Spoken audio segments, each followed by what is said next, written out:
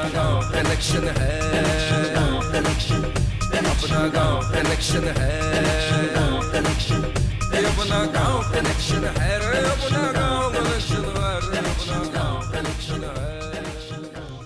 नमस्कार दोस्तों, मेरा नाम है नीलेश मिश्रा और ये है गांव कनेक्शन, भारत का अपनी तरह का एकमात्र टीवी शो जो ये कोशिश करता है कि भारत के शहरों और गांवों के बीच का रिश्ता, उनका कनेक्शन और गहरा हो सके। पिछले कई हफ्तों से हमारी लगातार ये कोशिश रही है कि भारत के सुदूर क्षेत्रों से, वहाँ के गांवों से हम ऐसी कहानियाँ बीन बटोर के लाएं जो आपको ये दिखाएं कि गांव कितना बदल रहे हैं, कितनी तेज़ी से और कितने अच्छे ढंग से बदल रहे हैं। नई सोच आ रही है, नए प्रयोग हो रहे हैं, बहुत सारा बदलाव है। तो चलिए आज का सफ़र हम शुरू करते हैं और देखते हैं कि अगले आधे घंटे में हम कौन सी स्टोरीज़ देखेंगे, क्योंकि आपको और हमको बनाए रखना है हमारा गांव कनेक्शन। चौपाल में बोले है बटवा, हम सीधेंगे इंटरनेटवा, हाँ हमारी रंगबाजी है, हाँ हम थोड़ी अठन है, अपना गांव कनेक्शन है, अपना गांव कनेक्शन है, अपना गांव कनेक्शन है रे, अपना गांव कनेक्शन है रे, अपना गांव कनेक्शन है। दोस्तों, आज की पहली कहानी के लिए सीट बेल्ट बांध लीजिए, क्योंकि मैं आपको एक लंबे सफ़र पे ले जा रहा हूँ, जम्मू के अखनूर इलाके। हमारे शो में हमारी लगातार ये कोशिश रहती है कि हम आपको ऐसे लोगों से मिलाएं जो अपने ही गांव में रह के बड़े बड़े काम कर रहे हैं, ऐसे काम जिनसे उनकी ज़िंदगी तो बदल ही रही है, साथ में सैकड़ों, अक्सर हज़ारों लोगों की ज़िंदगियां बदल रही हैं। अखनूर इलाके के पुरखों गांव में एक बुज़ुर्ग महिला रहती हैं जिन्होंने महिला सशक्तिकरण की एक अलख जगाई है। उन्होंने विमेंस क्रेडिट कोऑपरेटिव की स्थापना की, जिसने अब बड़े बड़े बैंकों को उस क्षेत्र में टक्कर दी है। 35 गांव में उनका काम फैल चुका है और हज़ारों लोग इसका फ़ायदा उठा रहे हैं। चलिए मिलते हैं इस गांव की स्टार से। ये है 60 साल की कैलाश रानी। पूजा पाठ में यकीन रखने वाली कैलाश रानी जम्मू में महिला सशक्तिकरण का एक जीता जागता नमूना है। कैलाश रानी यूं तो सिर्फ 10वीं तक पढ़ी हैं, लेकिन अपने तजुर्बे और हौसले के दम पर इन्होंने जम्मू में बिना किसी मदद के एक ऐसी संस्था खड़ी कर दी है जो किसी भी मायने में गृह उद्योग या यीशुबेन के पिज्जा से कम नहीं है। कैलाश रानी ने जम्मू की महिलाओं को एकजुट कर करीब 5 साल पहले जम्मू विमेन क्रेडिट कोऑपरेटिव की शुरुआत की थी। आज इस संस्था से 13,000 से ज्यादा महिलाएं जुड़ गई हैं और इन 13,000 महिलाओं की ताकत जानते हैं आप? इस कोऑपरेटिव ने अब तक महिलाओं को 3 करोड़ 57 लाख का लोन दिया है। ये संस्था अब 272 कर्मचारियों के साथ अपनी 35 शाखाएं भी चला रही है। वुमेन क्रेडिट कोऑपरेटिव बैंक की ये शाखा जम्मू के अखनूर इलाके के पुरखो गांव में है। पुरखो के अलावा इस बैंक की शाखाएं सहारन, गजानसू, शामाचक, अरनिया समेत करीब 37 गांव में है। 19,000 महिलाएं हमारी मेंबर हैं और इसकी 37 हमारी ब्रांचेज हैं। काम लड़कियां कर रही हैं आराम से।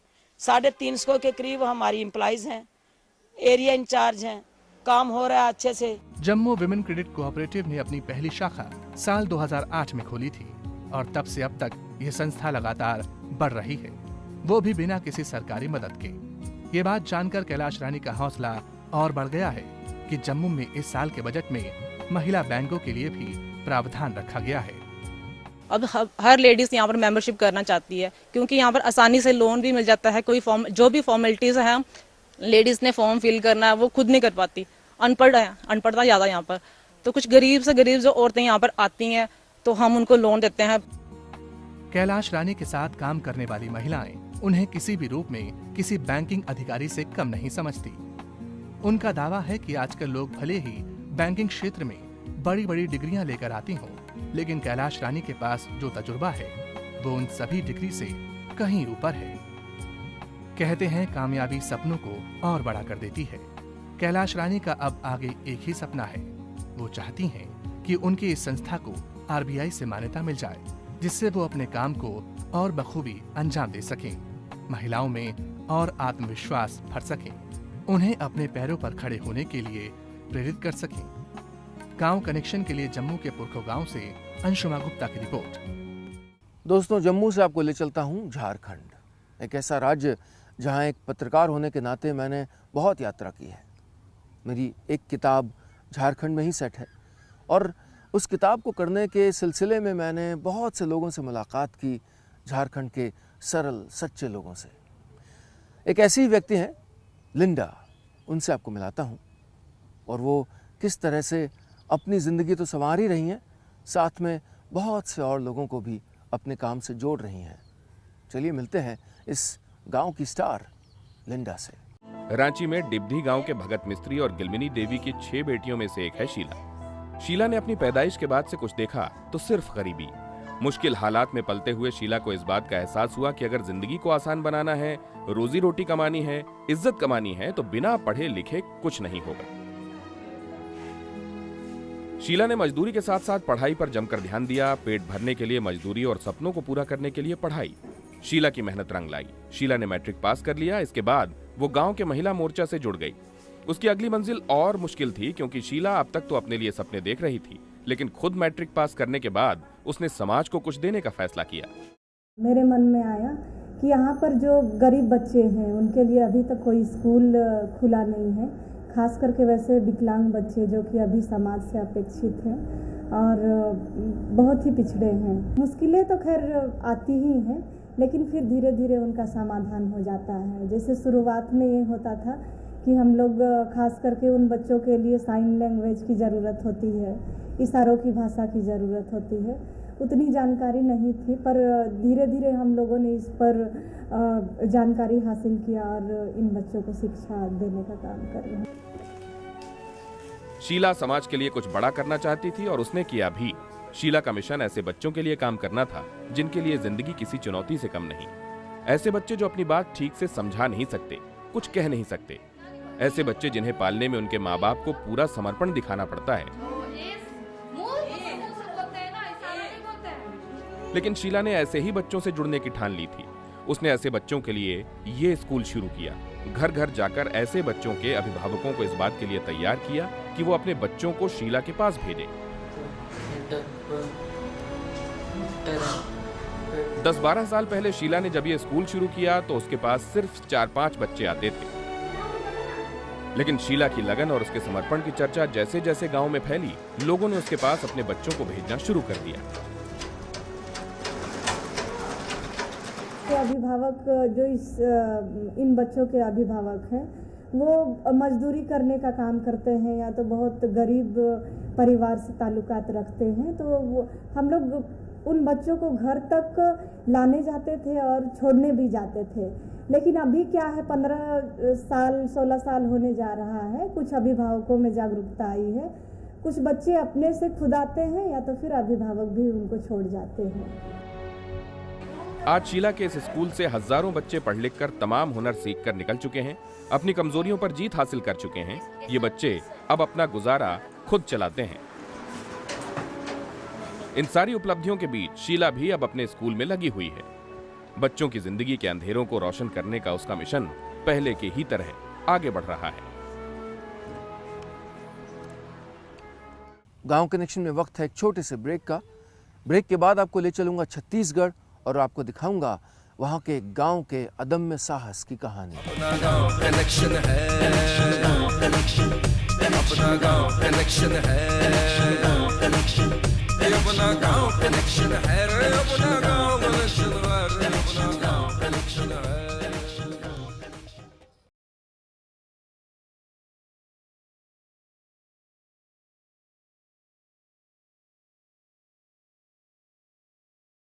अपना गांव कनेक्शन है, अपना गांव कनेक्शन है, अपना गांव कनेक्शन है, अपना गांव कनेक्शन है, अपना गांव कनेक्शन है। गांव कनेक्शन में स्वागत है आपका ब्रेक के बाद। दोस्तों, जम्मू और झारखंड के बाद मैं आपको ले चलता हूं छत्तीसगढ़। ये छत्तीसगढ़ की ऐसी कहानी है जो साहस की कहानी है, बहुत प्रेरणा देती है। वहाँ एक गांव है अरौद, जो कुछ वर्षों पहले जब बाढ़ आई तो डूब गया था, खेत भी डूब गए थे, किसानों की खेती, उनकी फसल सब बर्बाद हो गई। लेकिन फिर उन्होंने हिम्मत दिखाई और अब अपने ही डूबे हुए खेतों पे वो नाव चलाते हैं और मछलियाँ पकड़ते हैं। देखिए कैसे अरौद के ग्रामीण नागरिकों ने अपनी ज़िंदगी को संवार दिया मुश्किलों के बावजूद।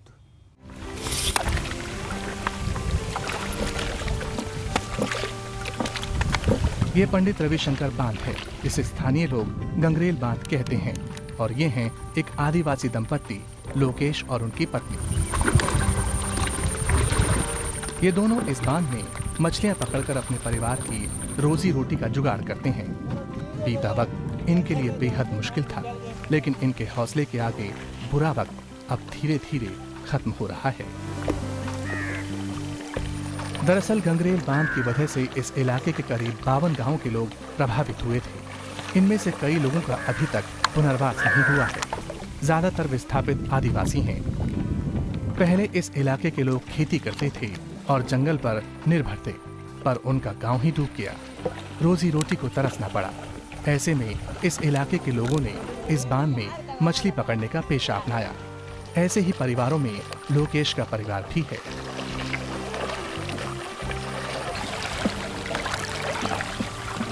यूं तो आमतौर पर छत्तीसगढ़ में महिलाएं मछली पकड़ने के काम में नहीं आती हैं, लेकिन लोकेश की पत्नी डिगेश्वरी को इसमें आना पड़ा। हालात ने हिम्मत बढ़ाई तो फिर मन का डर और भी कई बातों से हट गया। उसने नाव चलाना भी शुरू कर दिया।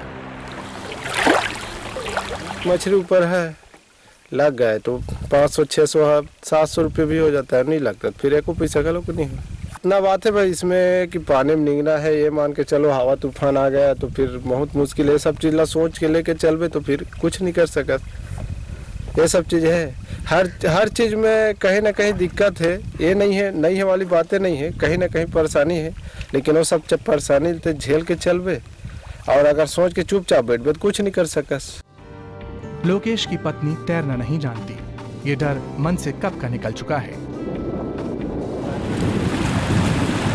फिर भी अगर कोई लोकेश से पूछ ही ले कि तैरना नहीं आता तो पत्नी को नाव चलाने क्यों देते हो, तो उनका जवाब भी सुनने लायक है। इतना तो हिम्मत है कि अगर कुछ हो जाता है तो निकाल सकते हैं, या तो फिर दोनों चल देंगे वहीं। इतना तो हिम्मत है, इतना हिम्मत लेकर चल रहे हैं समझो। इस बांध ने इनके घर परिवार को तो उजाड़ दिया, लेकिन दूसरे मायनों में मुश्किल वक्त में सहारा भी बना। आज लोकेश जैसे तमाम लोग जमींदारों की गुलामी करने की बजाय अपना खुद का काम कर रहे हैं। आजाद हैं, खुली हवा में सांस ले सकते हैं। गांव कनेक्शन के लिए छत्तीसगढ़ के अरौद गांव से पुरुषोत्तम ठाकुर की रिपोर्ट। गांव कनेक्शन में वक्त है एक छोटे से ब्रेक का। ब्रेक के बाद आपको ले चलूंगा एक ऐसे मंदिर जहां फूलों से बनाई जा रही हैं अगरबत्तियां। अपना गांव कनेक्शन है, अपना गांव कनेक्शन है, अपना गांव कनेक्शन है रे, अपना गांव कनेक्शन है रे, अपना गांव कनेक्शन है।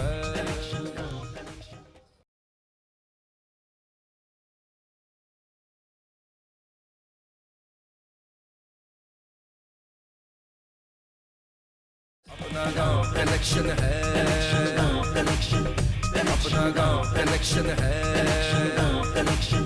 अपना गांव कनेक्शन है रे, अपना गांव कनेक्शन है रे, अपना गांव कनेक्शन है। ब्रेक के बाद स्वागत है आपका गांव कनेक्शन में। दोस्तों, आपने कभी सोचा कि मंदिर में जब फूल चढ़ाए जाते हैं तो उसके बाद उनका क्या होता है? उनको नदियों में फेंक दिया जाता है, वो पानी को दूषित करते हैं, बीमारी फैलाते हैं। लेकिन लखनऊ के पास एक अनूठा प्रयोग हो रहा है एक मंदिर में, चंद्रिका देवी के मशहूर मंदिर में, जहाँ पर फूलों से धूप बत्ती और अगरबत्ती बनाई जा रही है और वापस उसी मंदिर में उसको प्रयोग किया जा रहा है। चलिए देखते हैं कि क्या हो रहा है इस मंदिर में और किस तरह से लोगों की जीविका में भी इससे सहारा मिल रहा है।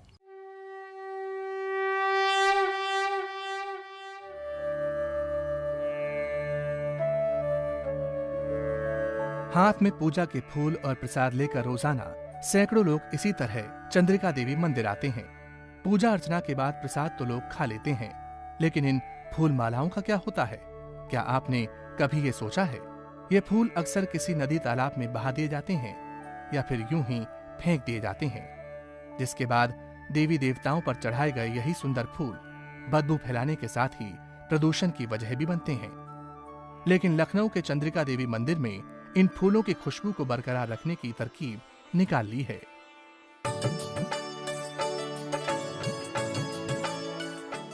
इन फूलों से अब धूप और अगरबत्ती बनाई जा रही है। पूजा के फूलों से मंदिर परिसर में बने इस कमरे में आसपास के गांव की महिलाएं फूलों को सुखाकर धूप और अगरबत्ती बनाती हैं। इसके लिए बाकायदा उन्हें ट्रेनिंग दी गई है। हमारे यहाँ सीमैप में मतलब सिखाया जाता है अगरबत्ती बनाना। तो पहले तो वेस्टेज जो फूल होते हैं मंदिर पे जो चढ़ाए जाते हैं, तो उन फूलों को लाकर सुखाया जाता है। उसके बाद में उसे जब वो सूख जाते हैं तब पीसा जाता है। पीसने के बाद फिर उसका पाउडर तैयार किया जाता है और उससे धूपबत्ती और अगरबत्ती दोनों बनाई जाती हैं। सूखे फूलों से बनी ये धूप और अगरबत्ती दोबारा से मंदिर परिसर में बनी दुकानों पर बिकने के लिए चली जाती हैं। अगरबत्ती बनाने के काम में लगी इनमें से अधिकांश महिलाओं के मंदिर परिसर में ही पूजा सामग्री की दुकानें भी हैं। ऐसे में अगरबत्ती धूप बनाने से इन्हें कमाई का एक जरिया भी मिल गया है। मंदिरों और मजारों के अलावा मैरिज हॉल और गेस्ट हाउस से भी रोजाना सैकड़ों कुंतल फूल निकलता है। हमारा ग्रुप 12 से 1 बजे के बीच आ जाता है। उसके बाद हम लोग 12 महिलाएं, वहाँ से माल मिलता सीमेंट से, वहीं से हमको ट्रेनिंग दी गई थी। फिर हम लोग बनाते हैं तो करीब 3 किलो बन जाता, तो 1 किलो पर 40 रुपये फ़ायदा मिलता है हमको। सीमैप के सहयोग से ये जो प्रौद्योगिकी यहाँ विकसित हुई है, इससे लगभग 100% फूलों का जो रिसाइकलिंग हो रही है, सदुपयोग हो रहा है और ये पूजा के फूल व्यर्थ नहीं जा रहे हैं, बल्कि महिलाओं की जो रोजी रोटी है उसमें और वृद्धि करने में सहायक सिद्ध हो रहे हैं। आस्था और इबादत में चढ़ाए गए फूलों की दुर्गति देखकर अच्छा भी नहीं लगता है। ऐसे में अब इन्हें रिसाइकिल कर अगरबत्ती और धूप बनाने का ये काम देश के तमाम दूसरे मंदिर और उसके आसपास के लोगों के लिए प्रेरणा बन सकता है। गांव कनेक्शन के लिए यूपी के कठौरा गांव से कैमरामैन अजय राजपूत के साथ अरविंद शुक्ला की रिपोर्ट। गांव कनेक्शन में वक्त है एक छोटे से ब्रेक का। ब्रेक के बाद आपको ले चलूंगा मुंबई और बताऊंगा कि कैसे वहां के टैक्सी और ऑटो वालों ने संजो के रखा है अभी भी अपना गांव कनेक्शन। अपना गांव कनेक्शन है, अपना गांव कनेक्शन है, अपना गांव कनेक्शन है रे, अपना गांव कनेक्शन है रे, अपना गांव कनेक्शन है।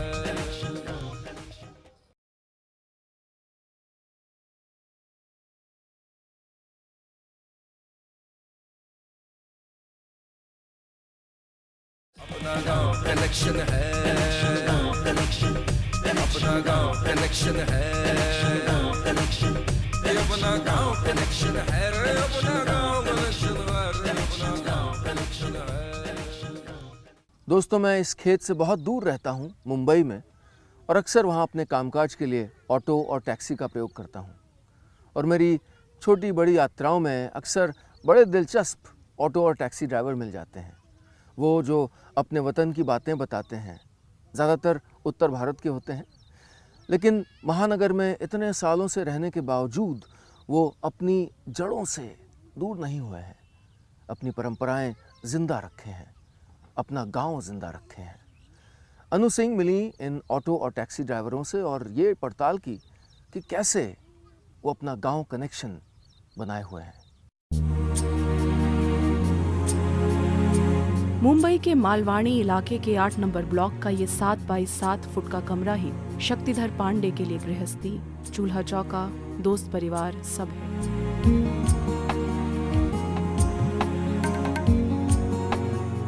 लेकिन शक्तिधर के लिए घर ये नहीं है। घर है इलाहाबाद के पूरे मथुरादास गांव में, जिसे कर्ज और बेरोजगारी की वजह से शक्तिधर ने बस छोड़ ही दिया। रोजी रोटी की तलाश में मुंबई आए और यहीं ऑटो चलाने लगे।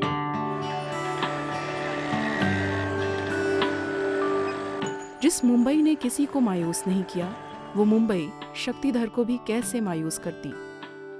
वहाँ पे गांव में बेरोजगारी है। यहाँ पे हैं तो 10 अपना रिक्शा चलाने पर 200, 400, 500 रुपये मिल जाता है। गांव में ऐसा कुछ नहीं है कि रिक्शा ले लो आप, वहाँ भी रिक्शा मिलता है, पर वहाँ रिक्शा ले लो तो पता चला कि वहाँ का लोन भी, किस्त भी नहीं अदा कर पाओगे। वहाँ पे उतना ज़्यादा पब्लिक नहीं है, न वहाँ पे इतना ज़्यादा इंडस्ट्रियल एरिया है या कोई धंधा बिजनेस ऐसा नहीं है। एक शक्तिधर ही नहीं, मुंबई के तकरीबन 50% ऑटो चालक उत्तर प्रदेश के गाँव से हैं। गाँव छूट गया लेकिन गाँव से नाता नहीं छूटा। मुंबई जैसे महंगे शहर से उनका रिश्ता बड़ा साफ है। साल के 8 महीने ऑटो चलाकर पैसे कमाने हैं और फिर 4 महीने गांव जाकर अपने परिवार, अपने माँ बाप, बीवी बच्चों के साथ उन पैसों का सुख उठाना है।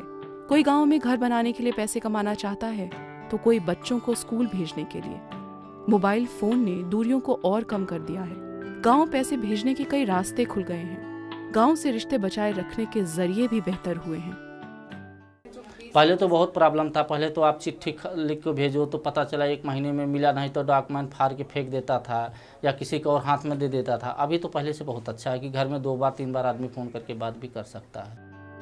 गांव और महानगर की इस दूरी को पाटने की सहूलियतें जरूर बढ़ी हैं, लेकिन जहन से ये कसक गई नहीं कि खेत खलिहान, परिवार छोड़कर मुंबई में रहना एक मजबूरी है। शहर मौके जरूर देता है, लेकिन मुंबई के ऑटो चालकों को देखकर पता चलता है कि गांव का पिछड़ापन हमें न सिर्फ परेशान करता है बल्कि हमारी जिंदगी का रुख भी बदल देता है। 1988 में केतन मेहता की एक फिल्म आई थी, हीरो हीरालाल। फिल्म में हैदराबाद से मुंबई एक ऑटो ड्राइवर आता है और मुंबई में उसको एक फिल्म अभिनेत्री से प्यार हो जाता है। फिल्म में हीरो हीरालाल को उसकी अभिनेत्री मिल जाती है, लेकिन असल ज़िंदगी में ऐसा कुछ नहीं होता। मुंबई में रहने वाले हज़ारों ऑटो ड्राइवर अपने गाँव, परिवारों से दूर यहाँ अपनी ज़िंदगी और गांव में अपने परिवारों की ज़िंदगी के लिए हर रोज़ संघर्ष कर रहे होते हैं। गांव उनके मोबाइल के रिंगटोन्स में, उनके लहजे में बचा हुआ रहता है। मुंबई से गांव कनेक्शन के लिए अनु सिंह चौधरी। दोस्तों, गांव कनेक्शन में आज का सफ़र बस इतना ही। मुझे उम्मीद है कि आज के एपिसोड में आपको भारत के गाँव के बारे में कुछ नया, कुछ दिलचस्प, कुछ अच्छा ज़रूर देखने सुनने को मिला होगा। हमारी यही कोशिश है कि भारत के गाँव के बारे में आपकी जो धारणाएं हैं वो थोड़ा सा बदलें और जो बदलाव हो रहे हैं भारत के गाँव में उनको आप तक, आपके टीवी स्क्रीन तक पहुंचाएं। ये कनेक्शन और बढ़ता रहे, यही हमारी कोशिश है। अगर आपका अपना कोई गांव कनेक्शन है या अगर बदलाव की कोई कहानी गांव से जुड़ी हुई आप हम तक पहुंचाना चाहते हैं ताकि हम दर्शकों तक पहुंचाएं, तो आप स्क्रीन पे लिखे फ़ोन नंबर पे फ़ोन कर सकते हैं। अगर आप फेसबुक पे हैं तो हमारा पेज है गांव कनेक्शन, ट्विटर पे हमारा हैंडल है गांव कनेक्शन, और अगर आप सीधा मुझको कोई ख़त भेजना चाहते हैं तो हमारा ईमेल आईडी है information@gaonconnection.com। भाई देखो, मुझे तो खटिया मिल गई तो मैं आराम करने जा रहा हूँ और आप तब तक बनाए रखिए अपना गांव कनेक्शन। अपना गांव कनेक्शन है, अपना गांव कनेक्शन है, अपना गांव कनेक्शन है रे, अपना गांव